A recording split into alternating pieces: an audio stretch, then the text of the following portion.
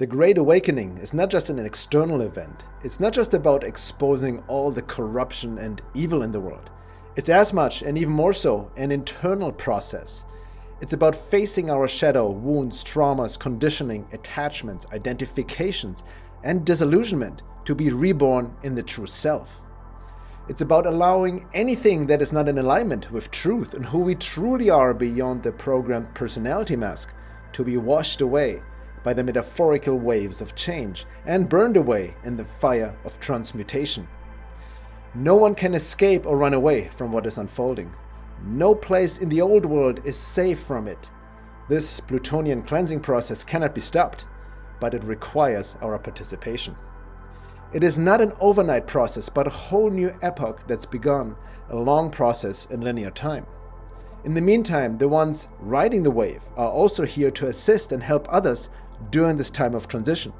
And that's also the main reason why many of us chose to incarnate during this time and age, to participate in this magnificent opportunity. During this intense collective process and consecutive waves washing over us, we may experience a more apparent timeline reality split, which I've written about before, with people riding the wave experiencing a different reality than those still holding on to the old world and limiting states of consciousness. You may already see it in your own life and relationships. Some people get washed over by the wave as they disintegrate more, lost in illusions and fear. Some people need to fall lower in order to rise up, whatever their soul lessons require. It's up to the divine. This split may not be evident for some, for everything is still interrelated as all is one. However, one's level of consciousness, soul embodiment, and karmic lessons also determine what reality and timeline each of us experiences. This is beyond the ego's control, but in the hands of the divine. Important to note that what I'm stating here is not to be mistaken for the distorted and very oversimplified New Age version of reality creation based on solipsism. It's about creating reality in alignment with divine will, and not what the conditioned ego personality thinks it wants, caught in oversimplified dualistic perception and cultural and social conditioned desires. To become an instrument of the divine, one must undergo a deep letting go and surrender process, which is very threatening to the ego construct. Hence, many people don't answer the call out of fear and self-imposed limitations. The refusal to answer the call, a trap depicted in many esoteric parables, keeps the hero from accepting his higher purpose and chains him to the past. Millions of people suffer and limit themselves needlessly as a result of refusing to answer the call. Some people say, trust the plan. There's a plan indeed. And we all have individual roles to play in it, but it's not a man-made plan. I say trust the divine plan. But it requires to show up, take the leap, answer the call, and ride the wave, fully engaged in life.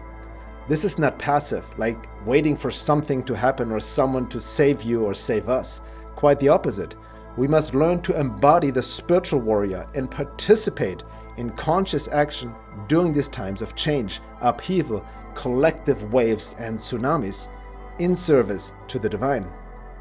The Great Awakening is a perilous path, indeed. It requires the great work with conscious action and sincere psycho-spiritual inner work to align with the occurring changes and divine will. Any external fixation on gathering information alone or just waiting for some event in the future, be it positive or negative, will drain you and tire you, stuck in anxiety, hope, or fear, getting trapped in the mind. It keeps you shut off from what you need to do with full self-responsibility right here and right now. It can also trap you in victim blame consciousness and negativity and disconnect you from your own power as a sovereign divine being. These lower states of consciousness keep you closed off from the inner guidance that is specific to you. God is speaking to you, but you cannot hear him. This alchemical transformation will also give birth to new opportunities and quantum leaps in creativity and abundance. However, it must be rooted in integrity and sincerity as expressions of your essence. We are called to rebuild this world upon a spiritual foundation and hold this aspiration grounded in our bodies. As a result, our physical vessels become spiritualized as conscious transducers of the divine force. During this process, we may find there's no longer any escape.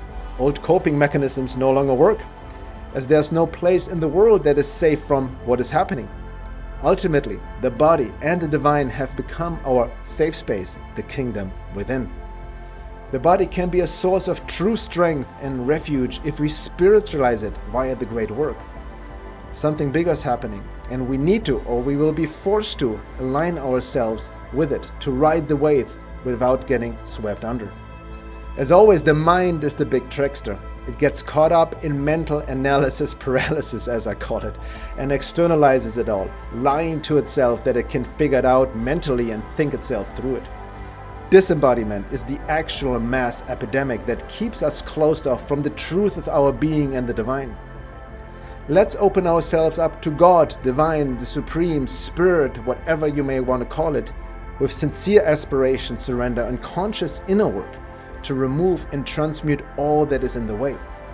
We then connect to our true self and develop the ability to consciously receive messages and guidance in alignment with divine will, as the Lord speaks through the cracks between the thoughts of the egoic monkey mind and acts through us. Like Krishna playing his flute, the divine is playing his song through us if we are receptive to it, which points you to your unique purpose for being here. This is not an easy process, for the resistance of the anti-divine forces is strong as they tag into your shadow and lower nature with all kinds of temptations, worries, fears, excuses, and distractions and projections. But it is what we sign up for. Courage is the threshold to cross. The courage to take the leap into the unknown and face yourself. It opens the gateway to higher states of consciousness. But it's up to you, though, to answer the call.